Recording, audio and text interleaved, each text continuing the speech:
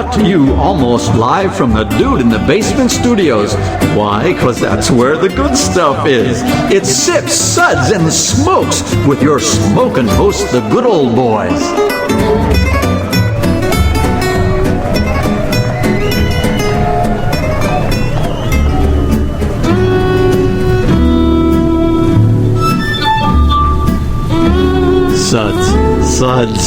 Suds. It's time for more Suds. Hello and welcome to Sip, Suds, and Smokes, our Suds episode today. This is good old boy Mike. We're going to be discussing everything good in life that's worth discussing. Here at the table with me, I have my really great co-host here, Reverend Mark. Blessings. Good old boy Dave. Beer. I'm sorry, that was worthy of a buzzer right off the bat. Good old gal Julieanna. Greetings, everyone. Yeah, did you rehearse that? Yeah, that's my I thing. mean, what do you do? You just stare at the wall all day and go, beer. No, I just say Julieanna, beer. You don't say beer me like Homer Simpson? Yeah. No, she tends to throw the cans when I do that. You know, I better tell everybody what we're doing here before they shut this episode off. So, our Sud segments are all about beer, and more beer. I want to thank you for joining us. This is actually a Brewery Takeover edition that we're going to go over today. And we're going to be discussing Green Flash, and I'll talk a little bit more about that in a minute. But first up, the good old gal Julieanna is going to tell us what we're going to be doing as we go along the way here. So, we'll be tasting and discussing these beers and rating them with these Suds ratings, plus our signature belching sounds. Here are those ratings now. Number 1, that sucks. Give me anything but a bud. Number 2, was that a belch? Number 3, what a relief. I think that was somebody who walked through. I think so too. One of those art ladies. Drinking a Palate Wrecker. Yeah. Number 4, a body should really not make that sound. That sounds like Aunt Martha all the way. And number 5, listen to that hang time. Give me another. Definitely my favorite. Thank you, good old gal Julieanna, for going over our Suds ratings for today. So today's show is a Brewery Takeover episode. We'll be talking about beer from one brewery today, and that's going to be Green Flash from San Diego, California. Today we are going West Coast for sure, and you're going to get into some more background on Green Flash, but first, here are the beers that we're actually going to be discussing today. We'll be covering all of these beers are from Green Flash. They're West Coast IPA, the Double Stout, Hophead Red, Imperial IPA, La Freak, Palate Wrecker, Road Warrior, Saison Diego, Grand Cru, and Friendship Brew are the beers we're going to be going over today. So, really great lineup that we have from Green Flash to go over. And I want to go over some background about Green Flash as well to help you understand a little bit more about this brewery. This is only about half of the lineup that we're even going over from Green Flash. And even as I was looking over all of the beers they produce, I think it's more closer to only about a third of all the beers that they've produced. Quite a bit of their beers never really make it out geographically from the brew pub, as well as a limited distribution right in Southern California. But well over half their beers do make a very broad distribution. We'll talk about their distribution network coming up as well.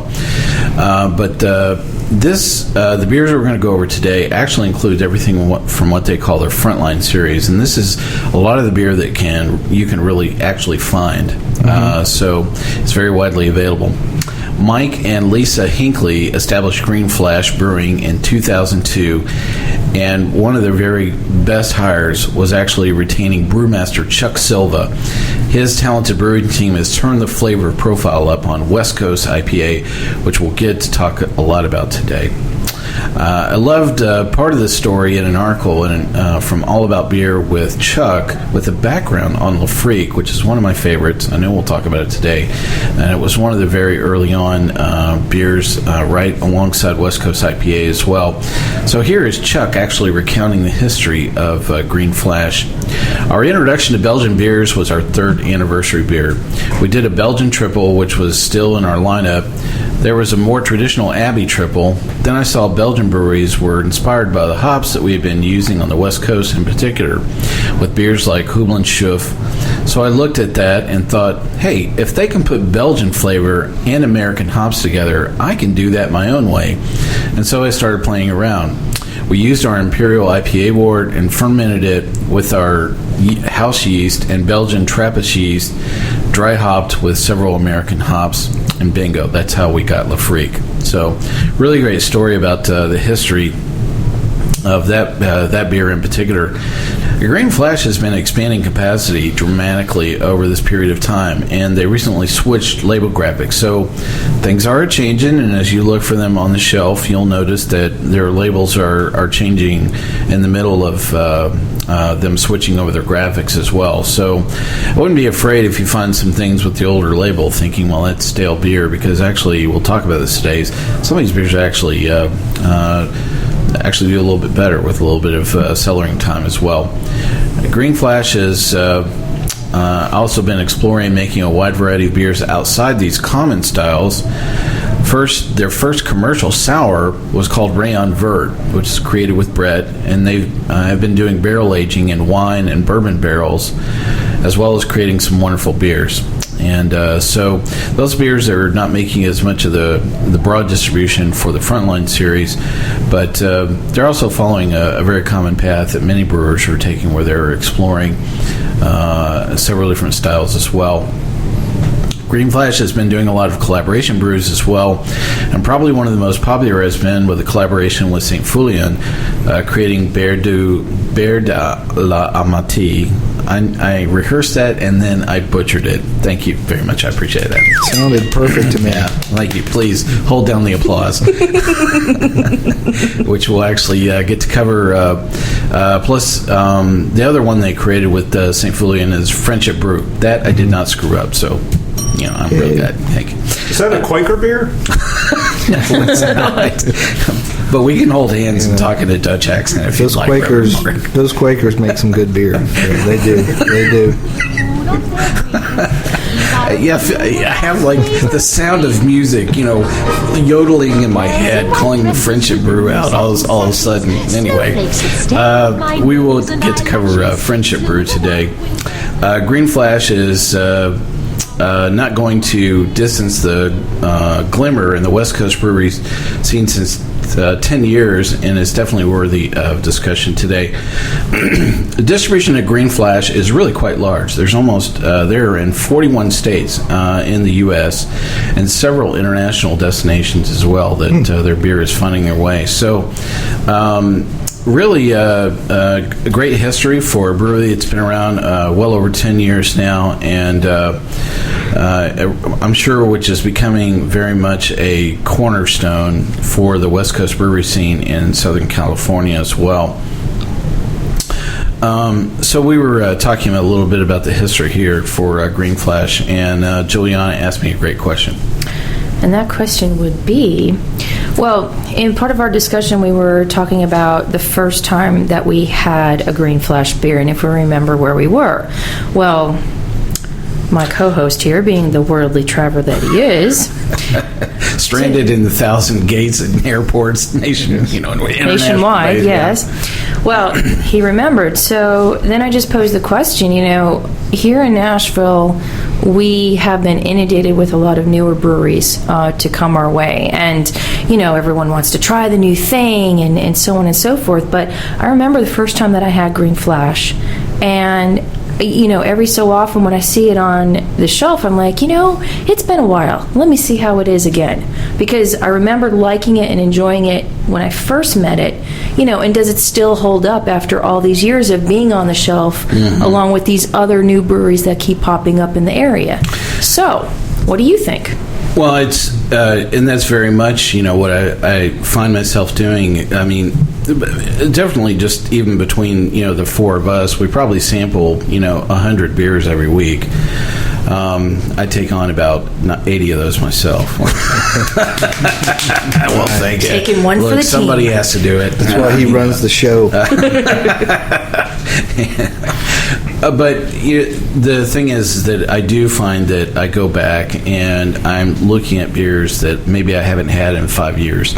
And in fact, I know part of what's going to slip into the conversation are beers from Stone and Sierra Nevada.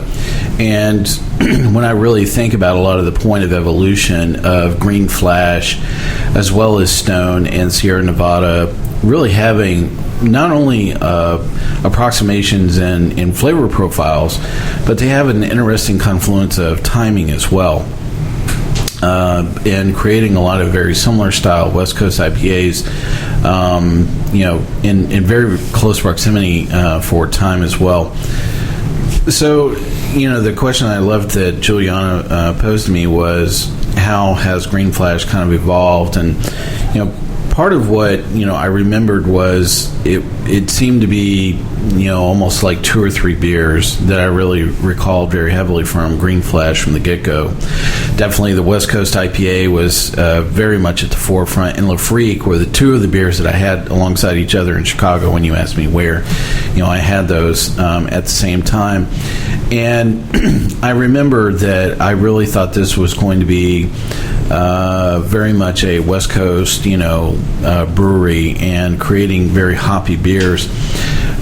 But I was very impressed with how they have evolved over time, and many breweries have been doing this, where they've been experimenting with other ingredients as well as variations of those products that have done very well for them as well. And I like the lineup that we have today, because I think it represents them branching out with collaborations with Safe Fulian, and definitely the Friendship Brew that we'll get to talk about today.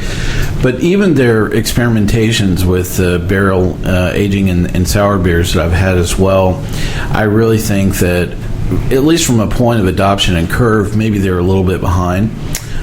Some other folks like New Belgium, I think, is probably maybe a bit more on the forefront, especially for their sour beer program.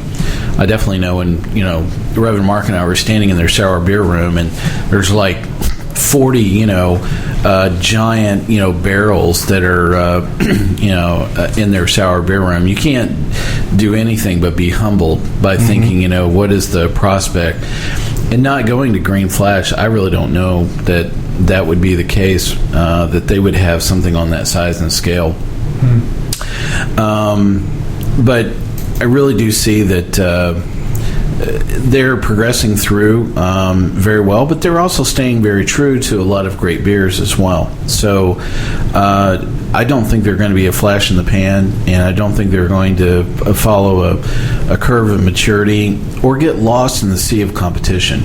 I think that's probably, if I had to close out my comment and discussion, that you asked me, is that I really think that their products are sustainable and good enough to stand up alongside, tons of competition. The fact that they still took home 2 GABF medals last year in just an absolute flood of entries in their IPA categories. Oh, sure. I really think that says a lot for Chuck's ability to make a really great beer very consistently as well. So, anyway, great conversation, great question, and hopefully you learned a little bit more about Green Flash through discussion and haven't turned us off before we get to the beer. Because that's what we're about to do, finally. Any other comments about Green Flash before we move to the beer, anybody? No, I mean, I see them in the the upper echelon of the great West Coast breweries that are sort of synonymous with that part of the country, and with the just the profusion of hop varieties that we associate with that industry on that part of the country. Which these days anybody that brews is accessing Simcoe, Cascade, Willamette, Amarillo, just on and on and on. Yeah. But they have done a really artful job in being able to know which hops work well with other kinds of hops So, I put them up there with, the great West Coast breweries of, Firestone Walker. Yeah. I'm sorry we haven't tossed them in the conversation yet. Mm-hmm. Yeah, but yeah, absolutely. Yeah. All right. Well, let's get to the beers today. Just to remind everybody, the beers are going to be going through. There are quite a few of them, and what we're going to do is each of us is going to go through our top 3 picks and rate them on our SUDS ratings. And after we each finish going through these, we'll talk about the rest of the lineup, or maybe anything that we didn't get to. But you'll hear some comments about all the beers that we had in the lineup first. So first up, going through your top 3 is going to be Rev and Mark. Okay, so are we starting backwards like the top 3? It doesn't matter. It's not 1, 2, 3 necessarily. Whichever helps you keep okay. it. I'll start kind of like a countdown. I'm going to drink beer and try to count backwards. Yeah, well, on the countdown, and I have to say that out of all these Green Flash beers that you've just got, this litany that you have just named. There's so many incredible beers, so it's really hard to. It's kind of like saying, pick your favorite children. But I have to say that at least to start out with, I will focus on the Green Flash Road Warrior. Oh wow! How about that right off the bat? Oh yeah, the Road Warrior. I mean, there's a huge wallop of citrus. Grapefruit in particular, that just hits you right on the nose. It's just amazing. And then, once you start sipping and just sort of swishing the stuff around and just kind of understanding the layer of flavors, there's true rye going on in there. I mean, that it imparts spice, pepper, a little bit of cumin maybe. I'm not saying that they put cumin in there, but it's just got this really aromatic, wonderfully spiced rye aspect to it. And then the hop notes are just perfect. It gives a dryness, a spiciness, a fruitiness, just very satisfyingly bitter, but not overly. I'm not just like choking things back. So, there are many other great beers that I will not mention today, probably, but this one at least I'll start out with, and I will give it a 4. A 4, how about that? My body should really not make that sound. And this is actually one of the newest lineup for Green Flash. That's their newest release. They have not released a rye IPA previously, and a very good description. All right, well, so what else is that in your top 3 here, Red Mark? Oh, okay. So the next one, let me turn here to my notes. Crinkle, crinkle. And I loaded the. This is a complete waste of time. I loaded the Monty Python sound bag just for you today. Yeah, good. Thank you. What is the airspeed velocity of a coconut-laden swallow? What do you mean? African or European wallet? not much. European or African? So we're only on the second beer. So. Yeah. Okay. If you've just joined us, don't tune out right now. It's just getting good. I'll have to say that, again, I'm choosing my 3 favorite children out of many, so this is not in any way to be heard as a disrespect of the ones I will not mention, but my second in line would be the Green Flash West Coast IPA. I'll have to say, I just thought of sort of what would be the opening description for me, and I'd say if I was on a 1 beer before heading home mission, that this would be the perfect overall pint. You got citrus, you've got caramel, which is sweet but not overly. It's rounded just nice with the malt. You have a great bouquet of West Coast flavor of pine and citrus and floral and fruit. And I just think 1 pint of this, just 1 pint, and of course that's all you're going to have for you head home, would be just enough, residual beer goodness to think about as you're heading to the refrigerator, where hopefully another one is chilled for you as you get through the door. Yeah, it's like, and I love the way you're talking about that. It's not really a full-blown, what I call a sessionable beer, right? But could I have one and be yearning for another? Yeah. But, yeah, two and done. And I can definitely see that would be a good daily brew. I'm sure we'll talk about this beer a lot more as we go around the table as well. But, that's definitely one thing I didn't think about was, if you had to think about how much of these beers would you consume, in any given, session, that would be something that I would I'd be thinking about more than one as I was leaving the bar, having just one, So what else is in your top three? So I'd give that one a 4. Oh, I'm sorry, yeah. Let me tell you. But everybody needs to be mindful. There were so many others I tasted that I gave some good scores to, but these are some of the top scores. So we'll get to the third of my 3, and it has to be the Green Flash Double Stout. Wow, that is very surprising. Yeah, I was surprised. I was a little skeptical. But I tell you, this Imperial Strength Stout, it offers everything from a hearty, high-gravity, sort of stout assertiveness. It gives you that oat, silky kind of mouthfeel, the toasty kind of aroma that comes from some good roasted oats, without it being so big. Like when you think of Imperial Stouts, it's just usually like, I don't know that I want to tempt this other than just maybe a snifter. So, I mean, I think it is, on one hand, a really big, substantial beer, but you don't have to, necessarily park this one in your cellar until the next Sub-Zero freeze, where you are snowbound in your house watching a rerun of Dr. Zhivago. Wow.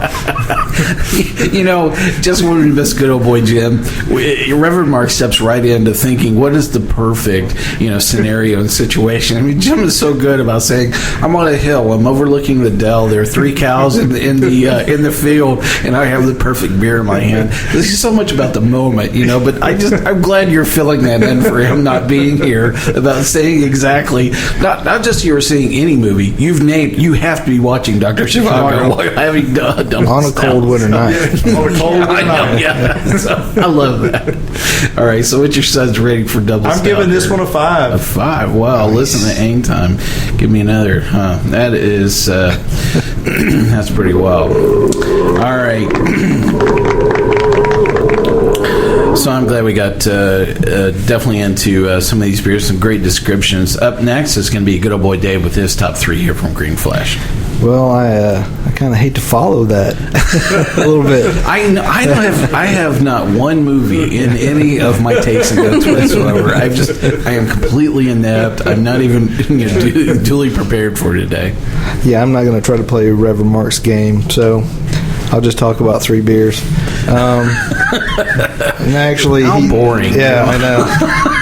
Come on a beer show and talk about beer. What's up with that? Actually, Reverend Mark's already talked about 2 of them. Oh, okay. Well, let's talk about those 2 first, and your tasting notes around those. So the first one of my 3, and I don't have any kids, so I didn't have to spare anybody's feelings or anything like that. My first one was the West Coast IPA. And honestly, I'm not a big West Coast fan. I like hoppy beers, but I don't like really big bitter beers. I'm not a huge alpha acid guy. Not to say I haven't done acid in the past, but that's a different It's a story. whole different type of acid. Yeah, that's another show. Sorry, we have no SUDS rating for that. But even when you look at the beer in the glass, it's a nice gold amber color. The aroma is really nice and inviting, very citrusy and sweet, and you can even get a bit of the caramel, as Mark was saying. I think the key to why I like this beer is that the bittering is very even in it. It's very well balanced, and there is a lingering bitter after you taste it, but it's just barely there, so it just kind of cruises you right away from the beer as you finish it. I think it's great. And I gave this one a 4. Wow, how about that? A body should really not make that sound. So what else was in your top 3 that was a duplicate? So next, sometimes when you're sitting at home on a cold winter day. Wow. You were not. Dave is not watching Dr. Zhivago. Have you even watched Dr. Zhivago? I have seen Dr. Zhivago. But let's say you want to watch Dr. Doolittle. The double stout. I think why I like this one is it doesn't taste as big as it is. It tastes more like just a good oatmeal stout. It's just it's got a nice roastiness there. It's definitely there, but the malt sweetness blends well with it. So I think it's very well balanced beer again. And I think that's a big part of why Green Flash has lasted for so long, is they know how to balance their flavors. Whether it's malt and hop or hop and spice, different things like that. They do that very well. I gave this one a 4. Wow, 4 again. I should not make that sound. So what else was in your top 3? So now, the one that I enjoyed the most out of the entire flight was the Hophead Red. Huh. Wow. I've had good amber. Just when you think you know somebody. I know. They watch Dr. Zhivago and they pick a red ale. Exactly. Some people's children. It's got a really smooth hop profile, and the maltiness on it. It just, I know I keep saying balance, but that's really the key to this beer, as the other ones that make it so great, because the hops don't blow you out, but the maltiness is not very cloying or anything like that. This is probably the best amber I have ever had. And I would give this one a 5. Wow. Listen to that hang time. Give me another. Wow, great praise there from good old boy Dave. I'm going to drink some more now. Hey, we're going to just take a quick segment break here for just a second, and we'll be right back with good old gal Julieanna's lineup of her top 3. Are you the poet?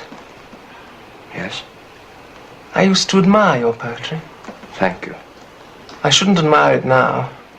I should find it absurdly personal. Don't you agree?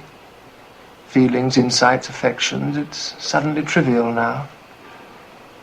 You don't agree. You're wrong. The personal life is dead in Russia. History has killed it.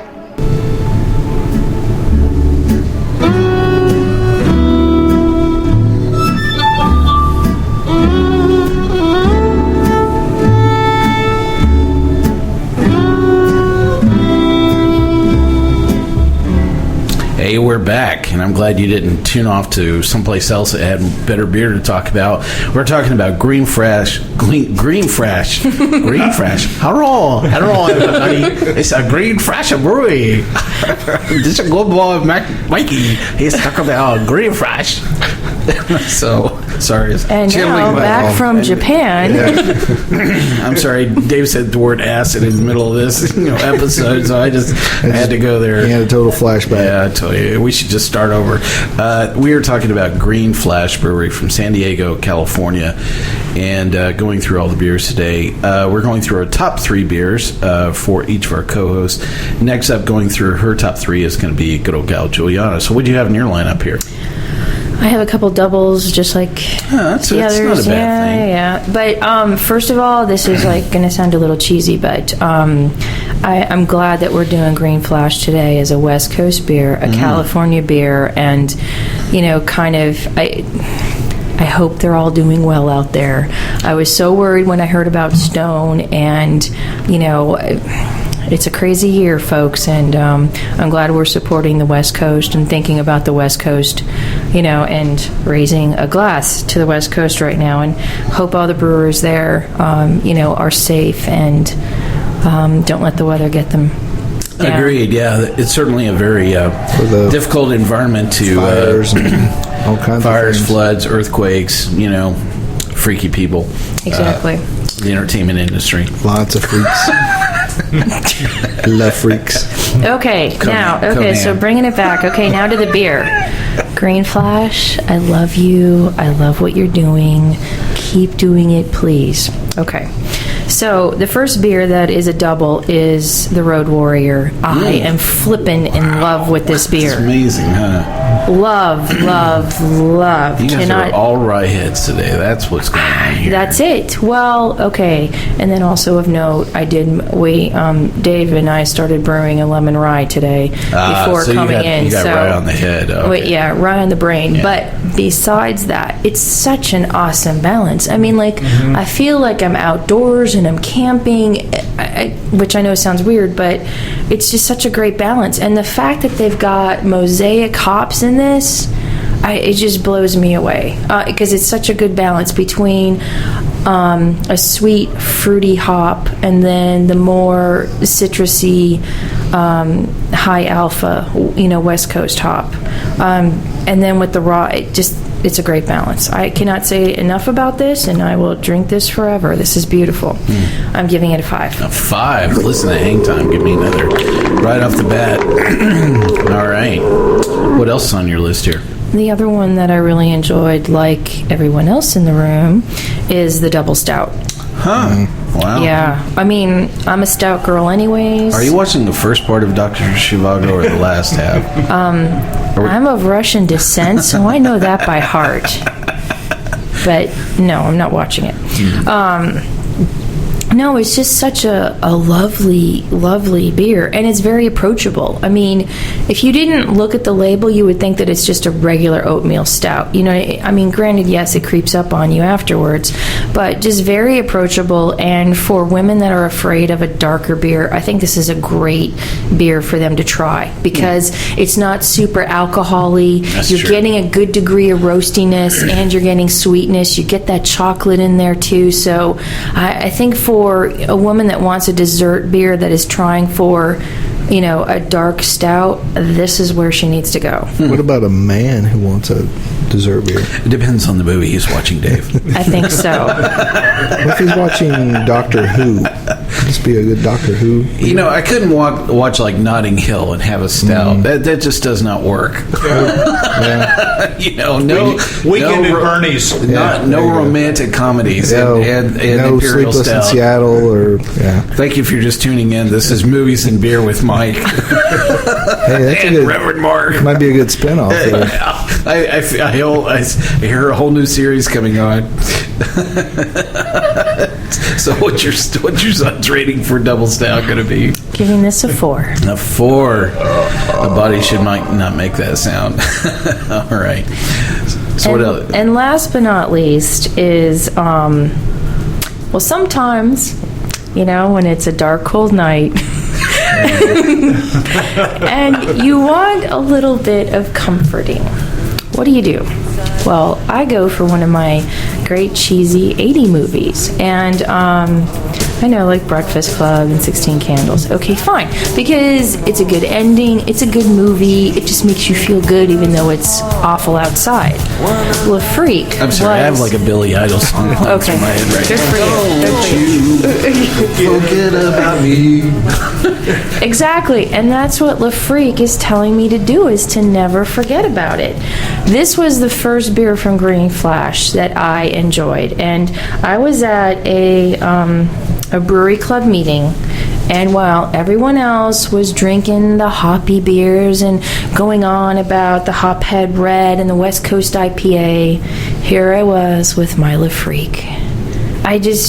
It's such a great beer, and to me, I think it's very underrated because it's got that great blend of a Belgian style and a West Coast IPA. And that's why I love that story, yeah. Behind, and this is a beer that I've enjoyed for a long time, and ran into that story, in some research here for this episode, and that was the first time I'd heard, Chuck's inspiration, for that particular beer, and I enjoyed it, quite a bit, and it really explained a lot, about why we were tasting what we did. So yeah, but it's odd, but it's comforting, and it's great, and it keeps just wanting to come back to me, and I really enjoy it. So I'm giving this a 5. Wow, a 5.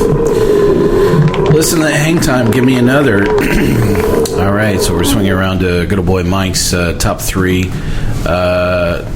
So I'm going to go in reverse order, since I actually get to talk about a beer that we have not chatted about. My top 3 is actually one of the collaboration brews. So the St. Filium Friendship Brew. It's a black saison. If we didn't get to talk about exactly what the Friendship Brew was. I remember the first time that I picked up a 4-pack of this, and it was, I think it was released in the wintertime, actually. And so you're fighting with all of these, incredibly spicy beers, and to have a saison that's you kind of actually released in the middle of winter, it was just kind of a really strange period of time. Mm-hmm. But if I fell in love with this beer, and I found myself constantly going back and buying more and more and more of it. And, when I'm reading through my tasting notes, I really understand why that was the case, because I have no idea what's in this, but I really like it. It's just a very unique set of spice blend that is coming through this, that it's one of those beers that comes across and I go, I have no idea exactly what's in that beer, but I really love the full balance of everything that's there. And I found myself drinking it not in a seasonal characteristic as well. Mm-hmm. And also it's very drinkable. It has kind of an earthy cola flavor to it, but just very, very drinkable. It's a beer not only that I go back to it today, but it's a beer that I've gone back to quite a bit. My SUDS rating for Friendship Brew Green Flash is going to be 4. But I should not make that sound. So that covers one of the beers that we've not had a chance to chat about here. Another beer that we haven't had a chance to talk about is also in my top 3. I've not intentionally picked different things than you guys. It just kind of wound up that way. My second pick is going to be Green Flash Imperial IPA. And it was I was kind of surprised, even after going through everything today, that this really kind of stood out. Part of it was, and Julieanna was actually sitting beside me as we were tasting and recording notes, and I think she was going to fall out when I said the word. I can't remember what is this taste is like. It's barnyard. She was like, that is not a taste, Mike. That's not a good taste. Depends on which part of the barnyard, I guess. And if Dr. Zhivago is on, so. God. It had a very barnyard, kind of aroma to it, very earthy and a very sweet finish, and it was just something that I really I liked, an awful lot. And I don't know. This has been around for a while, and I know that it's one of the things that I haven't screwed around with. The nugget hops in it, I think, is really what's bringing through a lot of the earthy quality in this. But a little different than what I tend to think of with Imperial IPAs, because the ABV is not just completely kicked up, on this. I mean, it's at 9.4%, and it's very sneaky too, because that sweet finish really hides the alcohol quite exceptionally around this as well. So my SUDS rating for this is going to be 4. My last choice is going to be something that good gal Julieanna picked, and definitely one of my first introductions as well to Green Flash, which is La Freak. And a really great beer, and there's just no way that I could sit down and talk about great beers from Green Flash and not be able to talk about La Freak. It is one of the very first beers that I got to try, and it just left such an indelible impression on me the very first time that I had it. And I remember having both West Coast IPA and La Freak. Literally, I was sitting, at the bar the same session and having both, and La Freak just left me with such a profound sense of respect for restraint. I think this was maybe a period of time where people were pursuing a lot of hop bombs and really deciding that infusing a lot more hops into beer was just something that they felt was going to bring out the best flavor. And this was what I considered after hearing that backstory from Chuck, it really explained a lot where I understood Lafrique went and how it came about, because there was some measure of grand restraint and not to screw up, what I would consider a really great beer. And I think not basically over hopping and applying more American hops in a Belgian style beer. It was just well balanced, and that is the thing that I remembered every single time I've had this, and having it today, I just really thought that it was the purest example of a really great Belgian beer that had been hopped up. It's just a nice bitter hop, and it lingers on your palate. That's the thing that I liked about what this did. So you can tell I've raved about it so much. I'm definitely giving it a 5. So Nice. A really great beer. All right, so we've gone through quite a few beers here, but there are, and we've been able to chat about some of the others. I guess the first thing that struck me was all of you picked the double stout. And I have to say, it did not make it for me today. In fact, it was actually one of the lowest beers that I rated today. Really? Was the double stout. I think it was just the overwhelming element of the cocoa nibs. Just kind of, I don't know, just really took it down a path that I did not enjoy, very much. So I'm glad all of you enjoyed it. I think maybe maybe I've just had too many stouts lately. And if I would probably had, 30 stouts in front of me, I don't know that would make the top 10. It's a great beer, don't get me wrong. And probably if I was watching Dr. Zhivago, I'm sure that it would enhance the quality of my Well, that's the enjoyment problem. as well. You weren't watching it right now. So. I know, and if I was watching hockey though, and the Blackhawks, right now. Okay, wait a with second. double stout. If you were watching hockey and the Hawks, you'd be going with the Warrior, okay? Okay, all right. Just saying. Actually, that's the beer that I kind of went against everybody on. I think if I was in Chicago and I was watching the Blackhawks, I'd definitely be having a Three Floyds in my hand of some variety. I'd be having some zombie dust in my hand of somehow, some way. A couple of the other beers that you guys talked about that definitely the West Coast IPA. When I think about a referenceable, West Coast IPA, when people says that's very West Coast, there are maybe 4 or 5, breweries and beers that come to my mind really hard and fast. It's, Sierra Nevada's, Pale Ale. It's Stone IPA. It's, Firestone, Walker, Union Jack. And it's definitely, Green Flash, West Coast IPA. And that almost covers the entire gamut, running up and down the California coast. I didn't name any Oregon breweries. I'm sorry about that. But I think that would be the question I'd throw out to you guys real quick is, would you consider that West Coast IPA the referenceable, West Coast, beer? When you think about somebody says that's a West Coast IPA, is that it?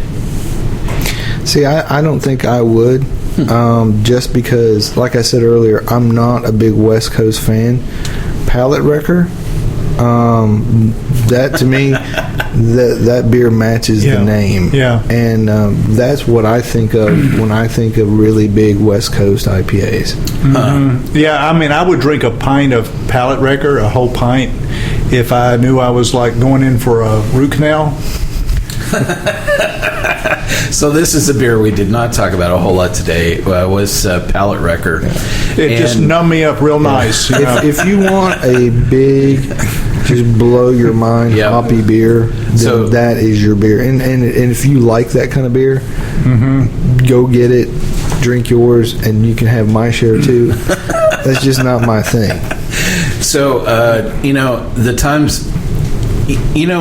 Actually, I remember the story. Actually, even behind that bottle we had today, I remember who was with me at the time, and they said, "Oh, Mike, you got to try this." And I'm like, "Okay."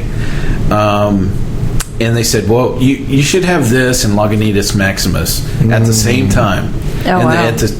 You're sitting down. I know, and I think that I had a bottle of Apocalypse Cow, almost at the same time. I had like all three of those beers sitting, in front of me all at the same time, and I probably couldn't taste anything for like 4 or 5 days afterwards.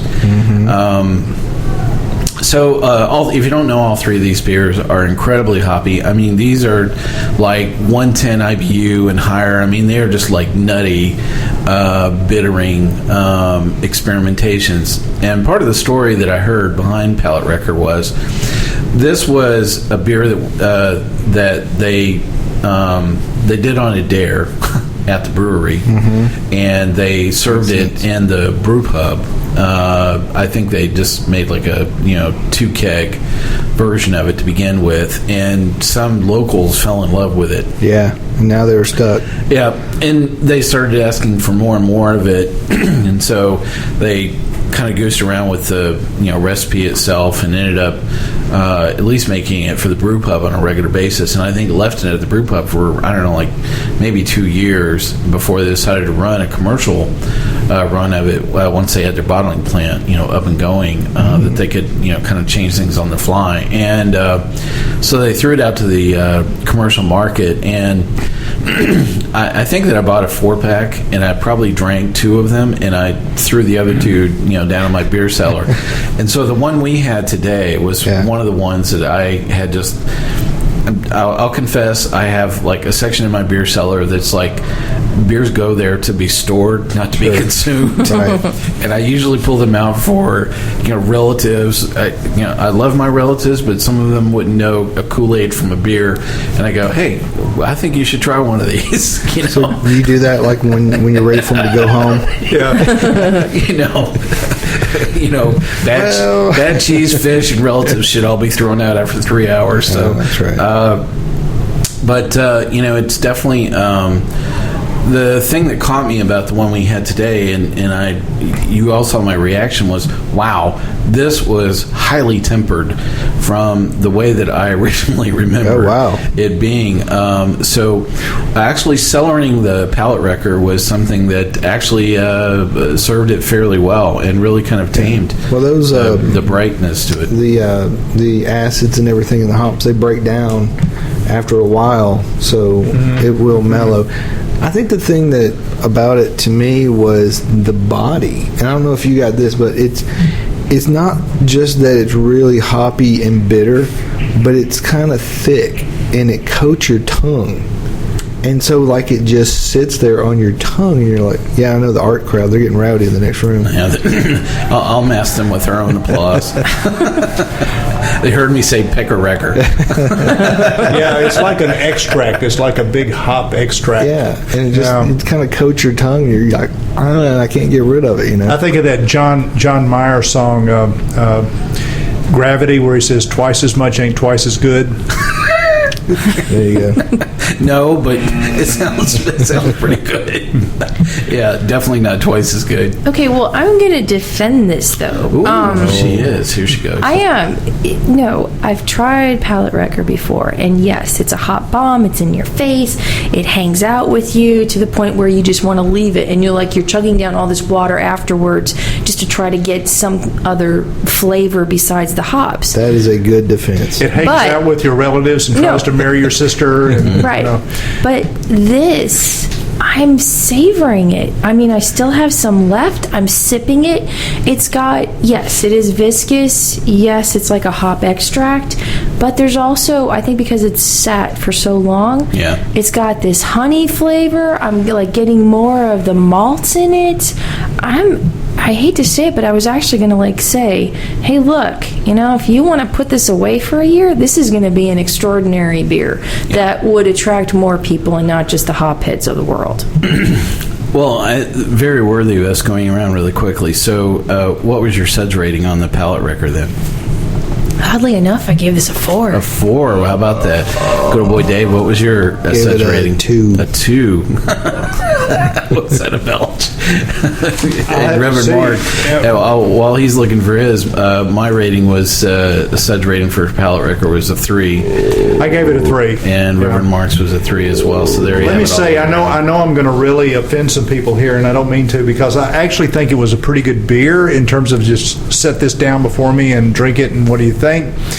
But I have to say, because I'm also a beer purist of sorts, and especially when it comes to Belgian beers, that the Friendship, no offense to the Quakers, Black Saison, it was like my question was, why?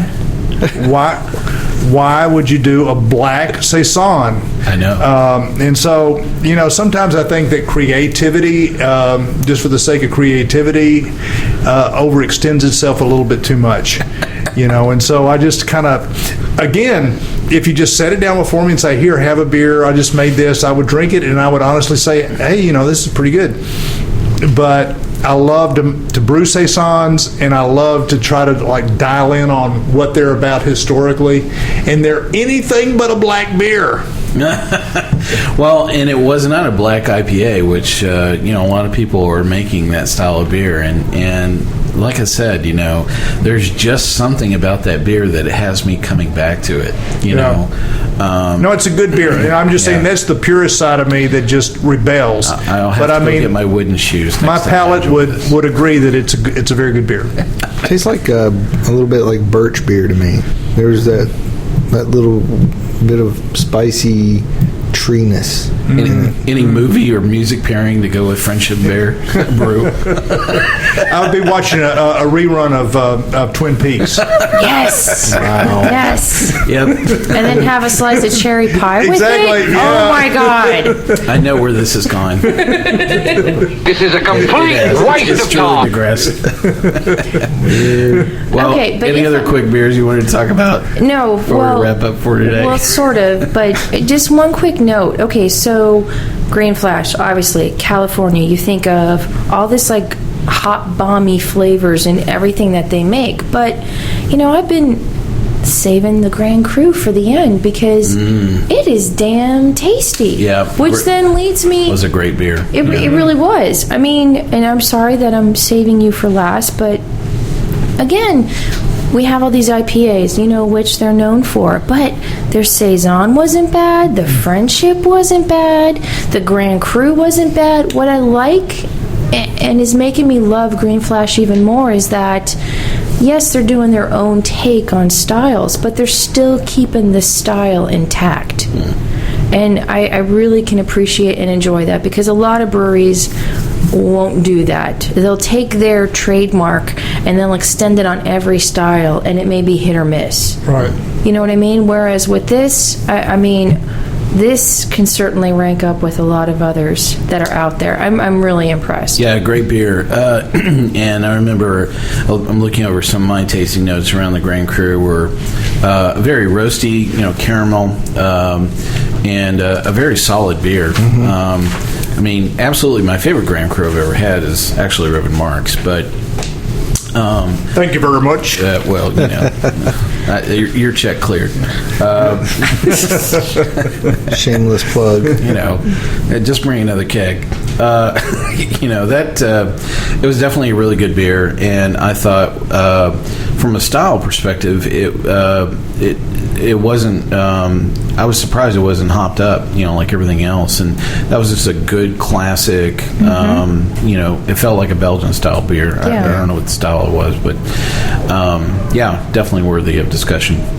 Well, we've had a lot of fun talking about Green Flash today, and our audience is not staring at our table here, but you guys have given Green Flash the ultimate compliment. You've finished all your samples, and I know this crew well enough to say if we've done that, there's a lot of great beer in this lineup. There are no dump buckets on this table. There are not. That's true.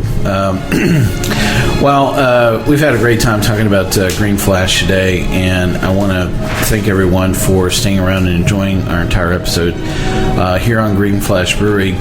You can catch all of our episodes online on iTunes, SoundCloud, TuneIn, Stitcher, YouTube, Uncle John's Basement, and Spreaker, our native media host. He still gives me that look like, where is Uncle John's Basement? Somewhere that you go on a deep, cold night while you're watching Dr. Zhivago. I'm sure that there is something on, TV that I need to, have this episode alongside. Our terrestrial radio stations are always expanding. We're still in debate whether it's horizontally, vertically, or what altitude they're at. But if you would like to hear this show on your favorite radio station, send them a note, send a six-pack of beer, and copy us as well on both. And you can reach us online anytime at info@sipsudsandsmokes.com. Our daily tasting notes flow out on Twitter every day. @SitSubSmokes is our handle on Twitter, and our Facebook page is always buzzing with lots of news. Definitely check us out there. Do us a favor and take the time to rate this episode if you're listening online. That's a really big help to us. I know you got to listen to this free, so all we have to ask you to do is certainly send that. And we get to see your feedback as well. I'm sure that you're wondering if I can pronounce any of what's in front of me on the script, but most of all, I want to thank my co-host for today for joining me for this episode. Thank you, Reverend Mark. Peace out. And good old boy Dave. Catch Reverend Mark on his new show, Brewy Night.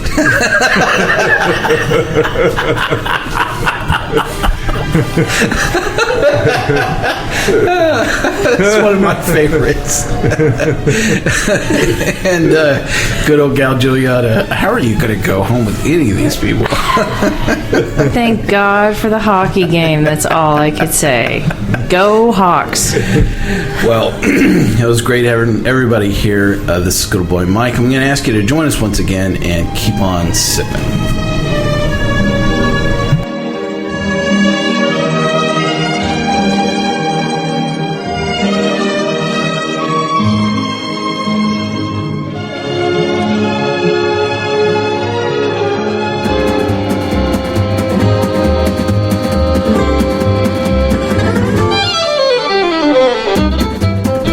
This has been a One Tan Hand production of Sip, Suds, and Smokes, a program devoted to the appreciation of some of the finer slices of life.